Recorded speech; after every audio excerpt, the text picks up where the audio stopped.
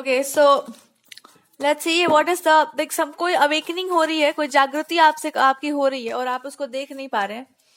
क्या जागृति आपकी हो रही है? ईगो को ब्रेक करना अच्छी बात नहीं होती है, पर किसी किसी के अहंकार को तोड़ना बहुत जरूरी हो जाता है।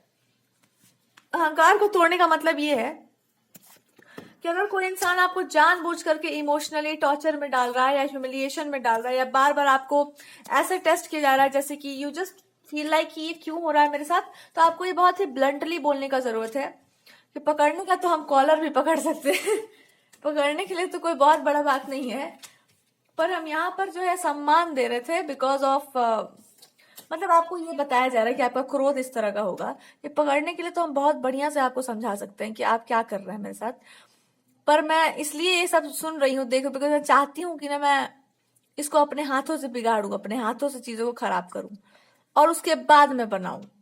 आपको ऐसा कुछ अंदर से ड्राइव होगा कि ये जो है ना, जो कचरा ये फैलाई, मैं इसको बिगाड़ूंगी। I will destroy it completely.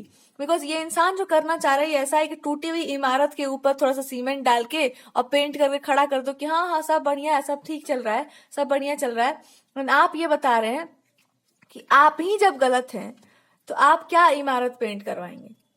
जब आप खुद ने आपने इतना गलती काम कर दिया है तो आप क्या इमारत अब पेंट करवा रहे हैं? अब तो इमारत के टूटने का समय, अब नया इमारत बनाने का समय आ गया है। ये अब खत्म, इसको हटाने का समय आ गया है। तो बहुत लंबे समय से कोई इंसान आपको इमोशनली पेन में, टॉर्चर में डाले जा रहा है और आप चुपचाप घुट घुट के सब सह रहे हैं।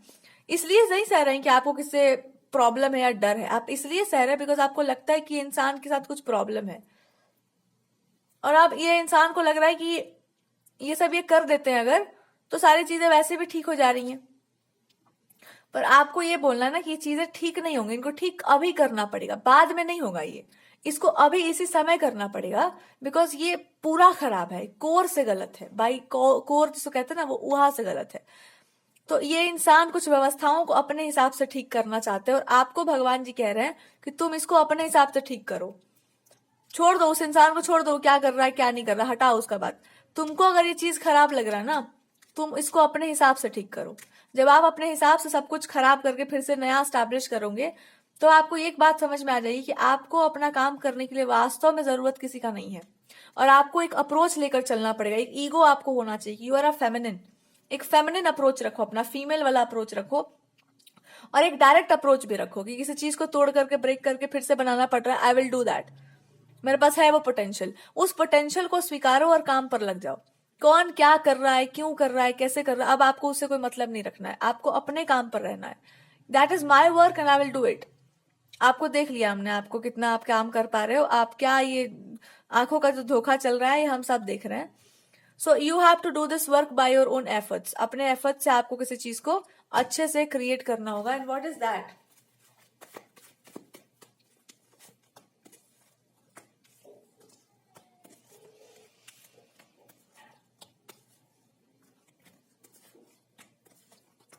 आपको बस साफ साफ ये बोलना होगा ना कि एक्चुअली हमको किसी के सामने कुछ प्रूव करने का जरूरत नहीं था कभी भी। और मेरा एक अपना एटीट्यूड है, एक अपना ईगो है, एक अपना प्राइड है, पर्सनल ईगो प्राइड होता है ना, वो है। और जब तक मैं उसमें नहीं जीऊंगी ना, मेरा आत्मा तृप्त नहीं होगा। बिकॉज ये जो काम हमको करना है, I have to do it my way. मेरे तरीके से ये काम हम ज्यादा बेस्ट कर पाते हैं। मेरा ये पुराना एक्सपर्टीज है, मेरा इस क्षेत्र पर कमांड पूरा है। तो मैं ना अपने हिसाब से जब तक कमांड को नहीं संभालूंगी तब तक मेरे को आत्मा का तृप्ति नहीं मिलेगा। तो ये इंसान जो कर रहा है उसको कुछ डिस्टर्ब करने की आवश्यकता नहीं है, पर आप पूरी कमांड में रहो। आपको यही भगवती कह रही है कि अब इस काम को तुम्ही को करना पड़ जाएगा। You have to command this properly. What is this work? ये वर्क आपके अपने लाइफ से रिलेटेड है, दूसरों की लाइफ से रिलेटेड है, सोसाइटी का कुछ इंपॉर्टेंट सेक्टर है वहां से रिलेटेड है। और इसमें आपको किसी इंसान का जरूरत नहीं पड़ेगा बिकॉज ये आपको ही करना होगा बाय योर ओन एफर्ट्स। यहाँ पर 2-3 गाइडलाइंस है आपके लिए। किसी को बीच में मिलाना मत, किसी के बारे में सोचना मत, किसी को अपने में लगाना मत और किसी के सामने अपने आप को झुकाना मत। और लोग आपको एरोगेंट, अहंकारी कुछ भी कहते हैं, चुपचाप उसमें स्माइल करके आगे निकल जाना कि मैं तो हूं ही। बिकॉज इस काम को करने के लिए आपका एक एरोगेंस होना चाहिए। किसी को भी आप बीच में ले आए अगर कि नहीं ये इंसान वो इंसान में, या वो इंस्पिरेशन ये इंस्पिरेशन, फलाना ढिमकाना, और जब तक ये काम पूरा ना हो जाए तब तक मुड़ के किसी को देखना भी मत।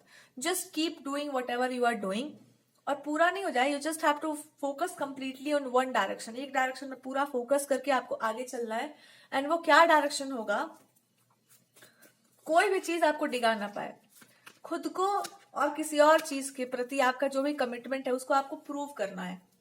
कोई चीज के प्रति आपका एक स्ट्रांग वो है कि ऐसा ही होना चाहिए और आपको उसको वैसे ही करना है, आपको उसको प्रेजेंट करके देना है कि ये चीज ऐसे ही होगी।